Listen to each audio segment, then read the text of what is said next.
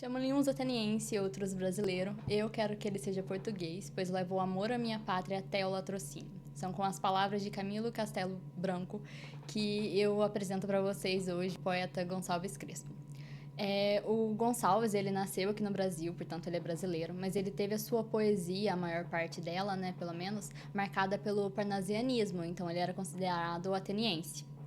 O Gonçalves, ele ganhou muita admiração lá em Portugal pelos poetas e escritores, e dentre eles o Camilo, que faria de tudo para ter ele ali lado a lado.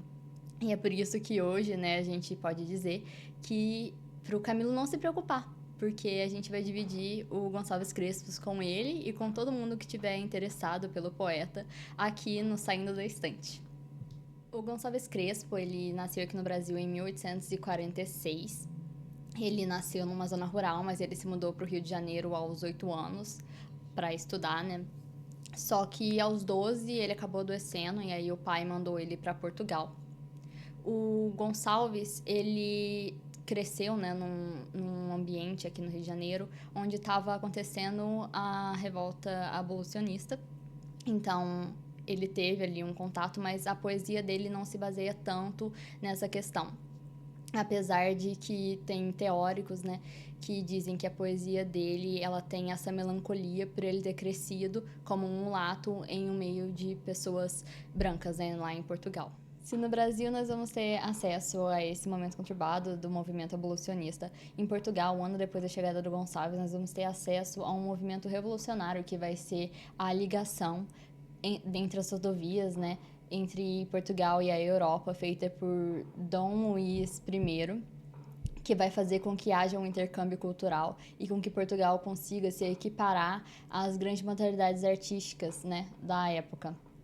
E isso vai ser muito positivo para o Gonçalves, porque quando ele estiver estudando em Coimbra, ele vai ter acesso, mesmo que indiretamente, à questão Coimbra, e aonde, né, a gente vai ter acesso a esse poeta de Lisboa e a esse poeta de Coimbra, aonde eles vão rivalizar o romantismo e a inovação. Crespo, como um estudante de Coimbra, ele acaba sendo muito beneficiado por essa luta que o Antero de Quental, ele luta, né, pela inovação, porque apesar dele ainda se manter um pouco ali no clichê romântico, ele consegue escrever de uma maneira muito objetiva, e isso faz com que ele conquiste o título, né, de um dos primeiros parnasianos da língua portuguesa, como é demonstrado em Camarim.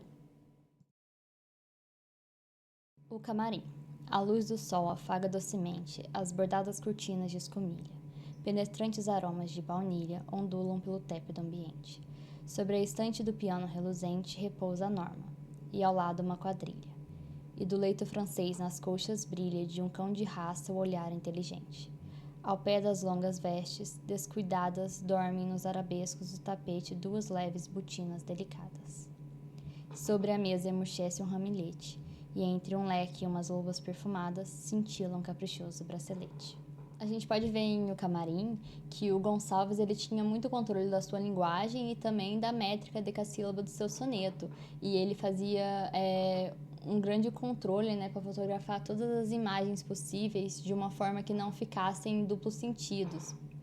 E isso fez com que ele fosse considerado um grande poeta do movimento do parnasianismo, que veio justamente para combater a ideia do romantismo, né? O parnasianismo não vai ter um foco em questões sociais, ele vai ser um poema objetivo, com uma linguagem mais rebuscada, com a intenção, né, de pegar esses frames e de combater essa ideia do clichê romântico realmente. Um outro poema que vai trazer justamente essa ideia objetiva de descrever uma imagem vai ser o Mãe, do Gonçalves, né? Mãe. Ela velava perto do filho, que dormia, e Cândida sorria ao lírio entreaberto. Da lua um raio incerto no quarto se perdia, e a mãe olhava o dia e a luz do seu deserto. No berço flutuante moveu-se agora o infante e a corda prateando. Não há quadro mais belo que a mãe, solto o cabelo, o filho acalentando.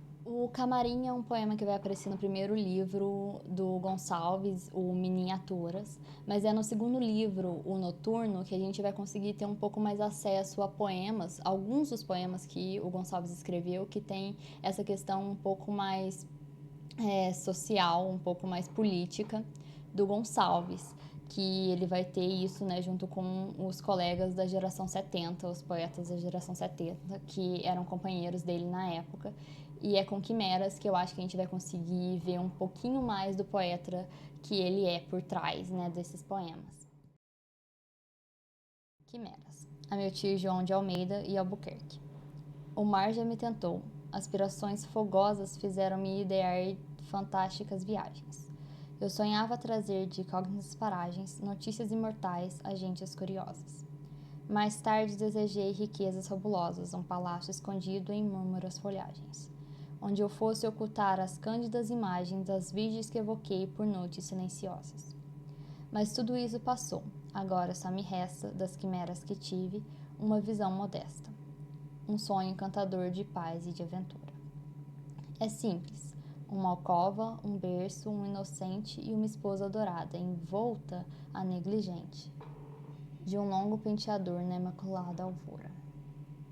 Em Quimeras a gente vai conseguir ver durante os quartetos esses almejos de sonhos quiméricos que ele vai ter, mas ao mesmo tempo nos tercetos ele vai quebrar com essa melancolia que vai, e essa junção, né, vai justamente retratar o que a gente espera ser o poeta por trás desses poemas.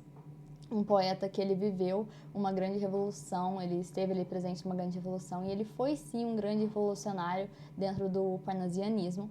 E apesar de ser um grande revolucionário, ele escolheu lutar pelas causas dos seus contemporâneos ao invés de viver com a esposa e os 2 filhos que ele teve até ele morrer prematuramente aos 37, em 1883. Mesmo que ele tenha sofrido essa morte prematura, ele não vai deixar de ser imortalizado dentro da poesia lusófona, porque mesmo que ele tenha escrito pouco, o Gonçalves ele foi muito influente dentro do movimento parnasianismo e também sobre os poetas posteriores a ele, né?